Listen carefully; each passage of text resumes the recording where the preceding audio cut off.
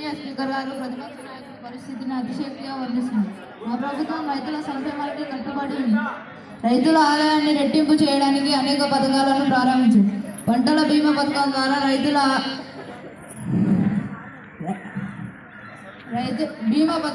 రైతులకు భరోసా కల్పిస్తున్నాం.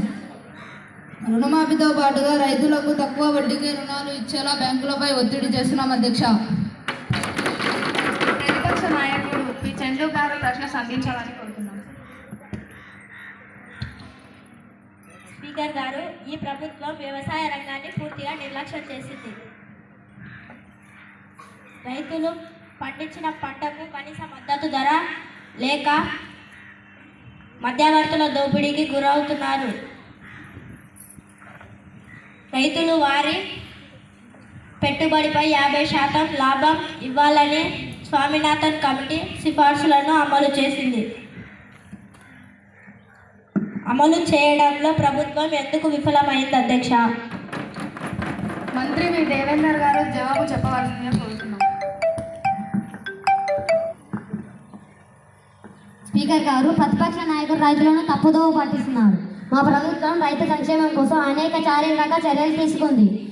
రైతులకు పెట్టుబడి సాయంగా పీఎం కిసాన్ సమ్మాన్ నిధి ద్వారా నిధులు నేరుగా అందిస్తున్నాము.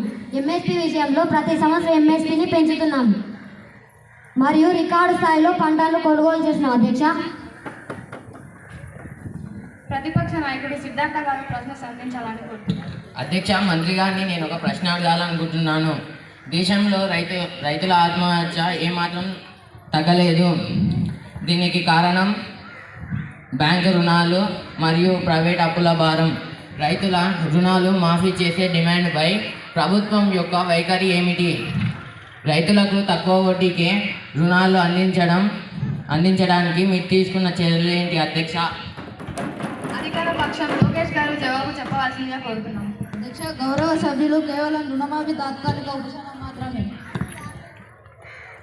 మా ప్రభుత్వం యొక్క దృష్టిని రైతుల రుణాలు ఉబ్బిలో పడకుండా వారి ఆర్థిక స్థితిని బలోపేతం చేస్తుంది. దీనికోసం మేము కిసాన్ క్రెడిట్ కార్డ్ ద్వారా రైతులకు తక్కువ వడ్డీకి రుణాలు అందిస్తున్నాం. అంతేకాక బియ్యం ఫసల్ బీమా యోజన ద్వారా పంట నష్టాన్ని భర్తీ చేసి రైతులకు ఆర్థిక రక్షణ కల్పిస్తున్నాం. అధ్యక్ష, ప్రతిపక్ష సభ్యురాలు వరలక్ష్మి గారు మాట్లాడవలసిందిగా కోరుతున్నాం. మైక్ దగ్గర. గౌరవనీయ స్పీకర్ గారు, మంత్రి గారి సమాధానం వాస్తవానికి చాలా దూరంగా ఉంది. రుణమాఫీకి బదులు రుణాలంటూ రైతులకు మోసం చేస్తున్నారు. పంటల బీమా పథకం ప్రైవేట్ బీమా కంపెనీలకు లాభాలు తెచ్చిపెడుతుంది కానీ రైతులకు కాదు. నకిలీ విత్తనాలు, అధిక ధరల ఎరువుల వంటి సమస్యల వల్ల రైతులు అప్పుల ఉబిడిలో కూరుకుపోతున్నారు. అధ్యక్ష, దీనిపై మీ ప్రభుత్వం ఈ అంశాలపై ఎందుకు దృష్టి పెట్టడం లేదు? అధ్యక్ష, తెలియజేయాలని కోరుతున్నాను.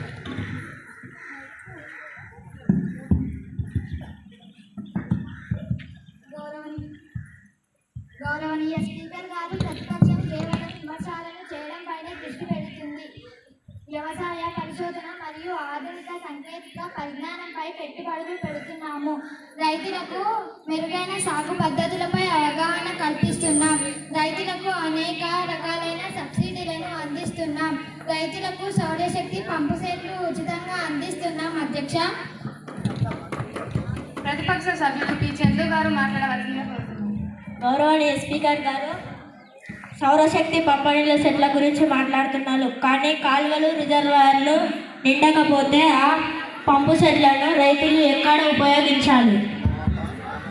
సాగునీటి ప్రాజెక్టుల నిర్మాణంలో జపం వల్ల అనేక ప్రాంతాలలో రైతులు ఇబ్బందులు పడుతున్నారు. ఈ సమస్యపై ప్రభుత్వం ఏం చెబుతుంది? అధ్యక్ష, ప్రధానమంత్రి గారు స్వాతి గారు మాట్లాడవలసిందిగా కోరుతున్నాం. గౌరవనీయ స్పీకర్ గారు, నేను సభకు ఒక స్పష్టమైన హామీ ఇస్తున్నాను. రైతుల సమస్యలు మా ప్రభుత్వానికి తెలుసు. అందుకే మేము సంపూర్ణ వ్యవసాయ సంస్కరణను ప్యాకేజీని సిద్ధం చేస్తున్నాం. ఇందులో రైతులకు గిట్టుబాటు ధరల కోసం ఒక ప్రత్యేక దయచేసి నిశ్శబ్దంగా ఉండండి. మరియు నీటిపారుదల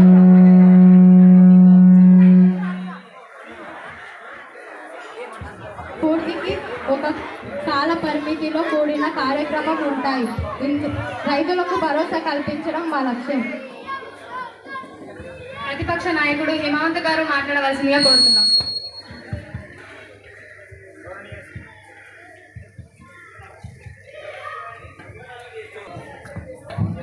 గౌరవనీయ స్పీకర్ గారు, ప్రధానమంత్రి గారు ఈ విధమైన హామీలు ఎన్నిసార్లు ఇస్తారో చెప్పాలి.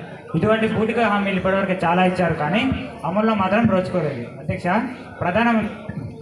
రైతుల పరిస్థితిని మెరుగుపరచడానికి ప్రభుత్వం నిబద్ధతతో పనిచేయాలి. గౌరవ సభ్యులారా, ప్రధానమంత్రి గారు రైతులకు హామీ ఇచ్చారు. ఈ హామీలను ప్రభుత్వం ఎలా అమలు చేస్తుందో మనం భవిష్యత్తులో చూద్దాం. ఇప్పుడు క్వశ్చన్ నెంబర్ 126 శ్రీ సోహెల్ గారు మాట్లాడవలసిందిగా కోరుతున్నాం. అధ్యక్ష, ఈ మధ్యకాలంలో ఊహించని విధంగా వరదలు సంభవించాయి. ఇటువంటి వరదలు సంభవించినప్పుడు ప్రభుత్వం ముందుగానే ఎందుకు హెచ్చరించలేకపోయింది? ప్రభుత్వం ముప్పు ప్రాంతాల్లో ప్రజలు ఎందుకు సకాలంలో తరలించలేకపోయారు?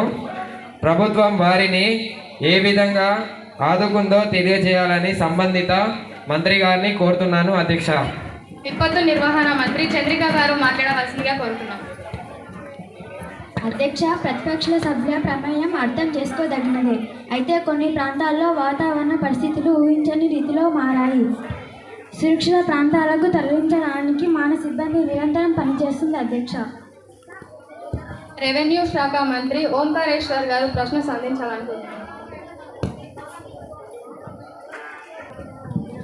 అధ్యక్ష, వరద బాధితులకు ప్రభుత్వం తరపున ఆర్థిక సహాయం అందించేందుకు తక్షణమే చర్యలు చేపట్టాము. అధ్యక్ష, నష్టపోయిన ఇళ్లకు పంటలకు నష్టపరిహారం అందిస్తాము. అధ్యక్ష, హోంశాఖ మంత్రి బాలరాజ్ గారు మాట్లాడవలసిందిగా కోరుతున్నాం. అధ్యక్ష, ప్రతిపక్ష నాయకుడు పరిస్థితిని రాజకీయం చేస్తున్నాడు. ఇది ప్రకృతి వైపరీత్యం. మా ప్రభుత్వం జాతీయ విపత్తు ప్రతిస్పందన దళం మరియు రాష్ట్ర విపత్తు ప్రతిస్పందన దళాలను యుద్ధ ప్రాతిపదికన మోహరించి రెస్క్యూ మరియు సహాయ చర్యలు తక్షణమే ప్రారంభించబడ్డాయి. మా దృష్టి ప్రాణ నష్టాన్ని తగ్గించడంపైనే ఉంది. అధ్యక్ష, ప్రతిపక్ష సభ్యురాలు అక్షర గారు ప్రశ్న సంధించాలని కోరుతున్నాం.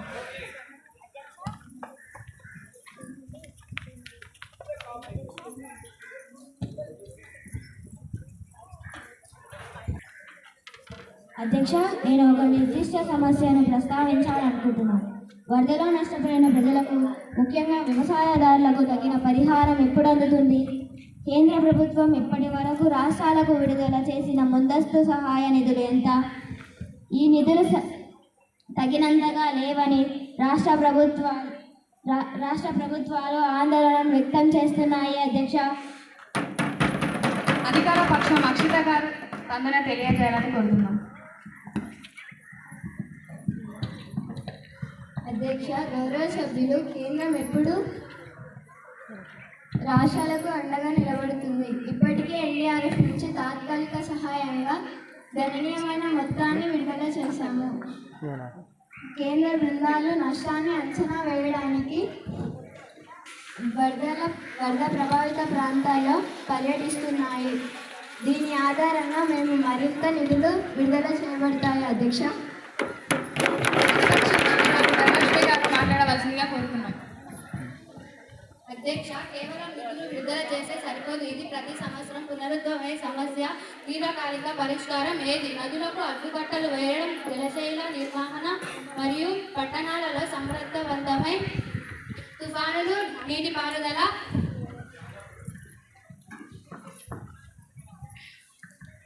వ్యవస్థ ఏర్పాటుపై కేంద్రం యొక్క ప్రణాళిక ఏమిటి? అధ్యక్ష, ప్రతిపక్ష సభ్యుడు హేమంత్ గారు మాట్లాడవలసిందిగా కోరుతున్నాం.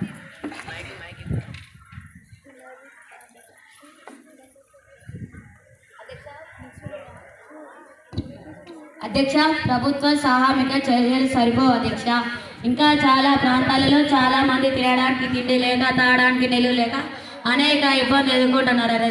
అధ్యక్ష, ప్రతి ఇంటికి సహాయం అందాలి. అధ్యక్ష, వరదలు పునరావృత్తులు కాకుండా నివారణ చర్యలు తీసుకోవాలి. అధ్యక్ష, త్రినేత్ర గారు మాట్లాడవలసిందిగా కోరుతున్నాం. అధ్యక్ష, నా నియోజకవర్గంలో చాలామంది ప్రజలు నిరాశ్రయులయ్యారు. అధ్యక్ష, వారికి తక్షణమే నీరు, ఆహారం నిలవడమే కాదు, పునరావాసం కూడా అవసరం. అధ్యక్ష, మంత్రి వేదప్రియ గారు మాట్లాడవలసిందిగా కోరుతున్నాం. అధ్యక్ష, మేము నదుల ఒడ్ల భావన నిర్మాణాలను నియంత్రించడం, డ్యాంల నిర్వహణ సరిగ్గా ఉండేలా చూసుకోవడం వంటి దీర్ఘకాలీన పరిష్కారాల వైపు చూస్తున్నాం అధ్యక్ష. ప్రతిపక్ష సభ్యురాలు ధనుశ్రీ గారు మాట్లాడవలసిందిగా కోరుతున్నాం. అధ్యక్ష, ఇవి మంచి విషయం కానీ దక్షిణ ఉపశయం అవసరం. చర్యలు ప్రజలకు త్వరితగిన రాజు గారు మాట్లాడవలసిందిగా కోరుతున్నాం.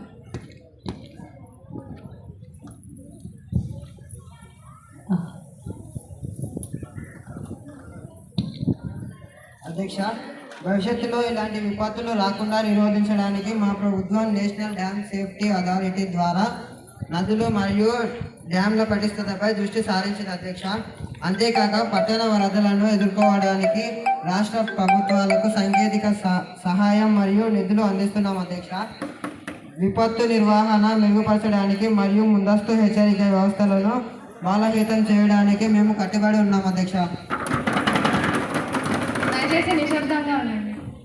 అన్ని పార్టీల సభ్యులు వరదల వలన కలిగిన నష్టాన్ని సమర్థవంతంగా ఎదుర్కోవడానికి సమన్వయంతో పనిచేయాలని నేను కోరుతున్నాను. ప్రజల ప్రాణాలు, ఆస్తులను రక్షించడమే మన బాధ్యత. ప్రభుత్వం తీసుకునే చర్యలను మేము సమీక్షిస్తాము. తదుపరి చర్చకు సమయం మించిపోతుంది. గౌరవనీయ సభ్యులారా, ఈరోజు సమావేశంలో ముఖ్య అంశం రాష్ట్ర జాతీయ బడ్జెట్ 2025-26 ప్రవేశపెట్టడం. గౌరవనీయ ఆర్థిక మంత్రి గారిని బడ్జెట్ ప్రతిపాదనలు సభ ముందు ఉంచమని ఆహ్వానిస్తున్నాం.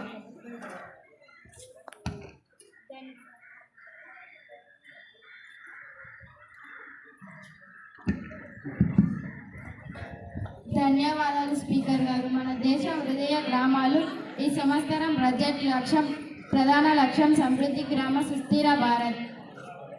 నేటి ముఖ్యాంశాలు: వడ్డీ రహిత పంట రుణాలు 15 కోట్లు, రైతులకు ఉచిత విత్తనాలు, ఎరువుల సబ్సిడీ కోసం 20,000 కోట్లు, స్వయం సహాయక సంఘాల సబ్సిడీ, గ్రామ స్టార్టప్ ప్రోత్సాహక నిధి 2,000 కోట్లు, ప్రతి గ్రామానికి పక్కా జిల్లా ప్రధాన రహదారి కల్పండి, సౌరశక్తి ప్రాజెక్టులు, ప్రతి గ్రామానికి కనీసం 50 ఇళ్లకు సౌర విద్యుత్, విద్యారంగం 60,000 కోట్లు కేటాయింపు ప్రభుత్వం, కళాశాలలు, సిల్క్ డెవలప్మెంట్ సెంటర్ల స్థాపన, వ్యవసాయం, రైతులకు విత్తన సబ్సిడీ, ఉచిత మట్టి పరీక్ష సేవలు మరియు పంట బీమా ప్రణాళిక, యువజన ఉపాధి, స్టార్టప్ ఇండియా ప్లస్ కార్యక్రమాల ద్వారా 10 లక్షల ఉద్యోగ సృష్టి, యువతకు ఉద్యోగ అవకాశం కల్పించేందుకు యువశక్తి ప్రణాళిక, ఆరోగ్యం, ప్రతి జిల్లా ఆసుపత్రి, డయాగ్నోస్టిక్ ల్యాబ్లు, టెలిమెస్టిక్ సేవలు, పర్యావరణ పరిరక్షణ, గ్రీన్ భారత్గా కోరుతున్నాం. గౌరవనీయ సభాపతి గారు, ఈ బడ్జెట్లో ప్రతి రూపాయి ప్రజల అభ్యున్నతికి వినియోగించబడుతుంది. మనం కొత్త భారతాన్ని నిర్మించాలంటే యువత, రైతులు, మహిళలు అందరూ భాగస్వాములు కావాలి. ఈ బడ్జెట్ వారి ఆశలను నెరవేర్చే దిశగా ముందడుగుగా నిలుస్తుంది అధ్యక్ష. ప్రతిపక్ష నాయకుడు గణేష్ గారు మాట్లాడాల్సిందిగా కోరుతున్నాను. స్పీకర్ గారు, గౌరవనీయ సభాపతి గారు, ఈ బడ్జెట్ చాలా అందంగా వినిపిస్తుంది కానీ వాస్తవం ఏమిటి? గత సంవత్సరంలో కేటాయించిన నిధులు ఇంకా వినియోగించలేదు. రైతులు ఇప్పటికీ సమస్యల్లో ఉన్నారు. విద్యారంగం, ఉపాధ్యాయ నియామకాలు నిలిచిపోయాయి.